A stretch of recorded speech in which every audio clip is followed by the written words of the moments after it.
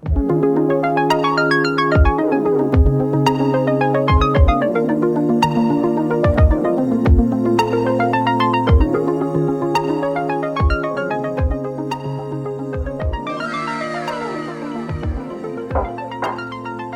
me versus the world.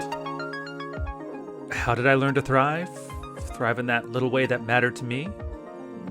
A good woman, pretty good life, great friends, and a fulfilling lifestyle? I went through the same roadmap everybody did. First, you experience a trauma, then a motivation.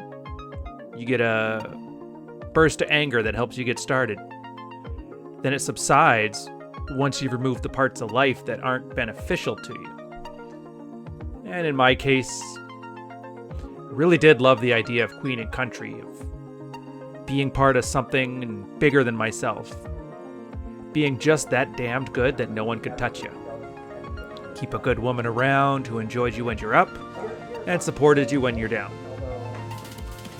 Didn't really work out that way, but thankfully there was a bunch of men who helped me understand why it all unraveled in the way that it did. And a lot of what we do here is find answers for a few simple questions. Like, what just happened? What can I do about it? They swap notes amongst each other. It's kind of like mechanics passing around tools in the shop. For example, does your girl's loyalty disappear when you're down on your luck? Here, man. Here's hypergamy and how it works. Ah, now I get it.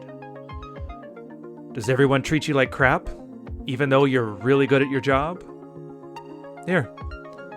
This is how men and women organize in a social matrix, and why you're at the bottom of the pile. Ah, now I get it. Do you run a company by day, lead a bunch of people, and then come home and get berated at night by an ungrateful wife? Here, she's not your equal.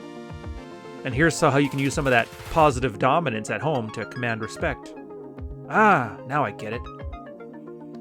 Do your friends, your family, your church, and peers, do they disown you when your soon-to-be ex-wife accuses you of all kinds of horrible crap? Don't they know you better than that? Here, man. Women always take the side of women, while men usually take the side of women. Women have inherent worth while you don't.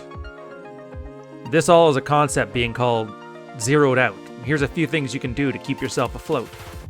Ah, now I get it. Does your girl keep asking you to express your feelings and then lose attraction for you when you do? Here. She's looking for you to reflect her anxieties back to her, not hear about yours.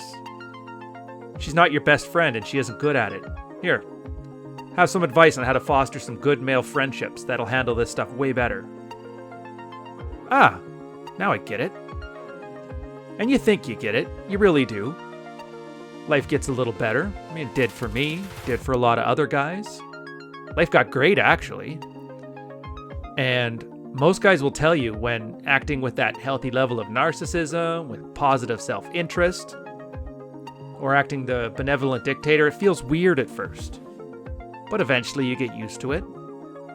More importantly, the people around you get used to it. And here's the funny part. Everyone around you starts acting better. Maybe you used to be a fat couple, getting fatter, and now you're both getting leaner than ever. Maybe, as a couple, you were both in a dead bedroom, and now you're having more sex than you can handle. Maybe your girl was seriously a drain on your life, and you finally understand that. Now you've moved on, found someone better, or just enjoyed your life without somebody there to validate you 24/7. It's what we do here.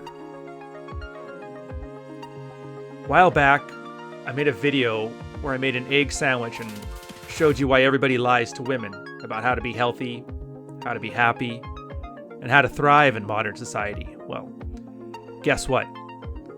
Everyone lies to men too. Church doesn't want you to thrive. The women in your life don't want you to thrive. Your family, your friends, your coworkers, your boss. It's not their fault. They actually do like you. They just don't know any better. And they're repeating the same outdated nonsense that you believed yourself. Nobody likes a man. Any man. Not unless they get something out of it. And men are good for being one of two things: a source of resources or a source of validation. I mean, it was a crazy, illuminating revelation for a man, for me, for others. Once you realize you don't have to be useful because of what you own, how hard you work, or some outdated sense of masculinity that hasn't existed in decades. Life, society, nobody needs you anymore. Nobody needs any man anymore. But here's the thing. They still want one in their life. Have you ever been wanted before? I'm talking about that time that you didn't own anything but a mattress on the floor and a milk crate for a dining room table, and somebody still wanted to be around you just because they felt so good that being around you was all that mattered. I have. I mean, my old lady, she met me when I had a cement slab for a floor, wooden studs for walls, not a pot to piss in, or a window to throw it out of. So after buying into enough people's lies, I kind of forgot about how I got there. And if it wasn't for the great guys I've surrounded myself with, that I shared my tools with, and they've shared their tools with me, would have forgotten it forever. And for those of us in this space, well, we find it again. Or for some of us, we find it for the first time. And I guarantee you we're not going to forget. So if you're here and you found me, then here's what we do here. We talk about intersexual dynamics and a positive masculinity for the modern age. We don't relive the past. Chances are it never really happened the way we remembered anyways. We don't idealize that fantasy. That just makes it easy to manipulate you instead of going against what's good for you in life. We don't sugarcoat things because chances are the people in your life, along with your inherent laziness, has probably made you need a lot of harsh lessons. Last thing you need is somebody to pat your head and tell you you're going to be okay. There's really no promises in any of this. There's no promises but this. We can't fix your relationship. None of us can. We can't help you get that one girl. None of us can do that either. We can't help you get that one girl back. Nobody can. We can't bring back some golden age that probably never existed, and we definitely can't make the world bend to your will. What we can do is we can fix the man. We can fix you. And once a man, any man, you, me, anybody is sexually successful, he often finds that those same tools that he used there help him out in the rest of his life. And that's when we all hit that next step of our journey. As men, on our actions, our plans. You've got the tools, and it's up to you what you want to build with them. And if you're new to the channel, feel free to come check out Red Morning, Saturday morning podcast I got with Carl from Black Label Logic, Switched On Guy. Check out the website, ryanstone.com. Most of the stuff I write, I put into there.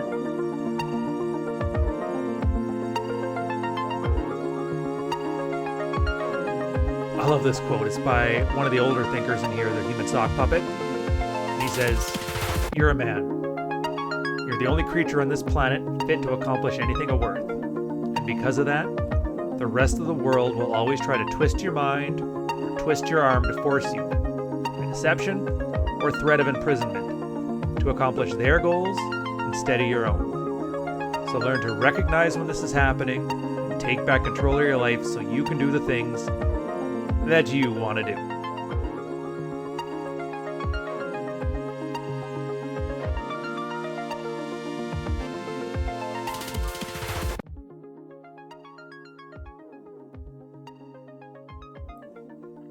So I'll see you around.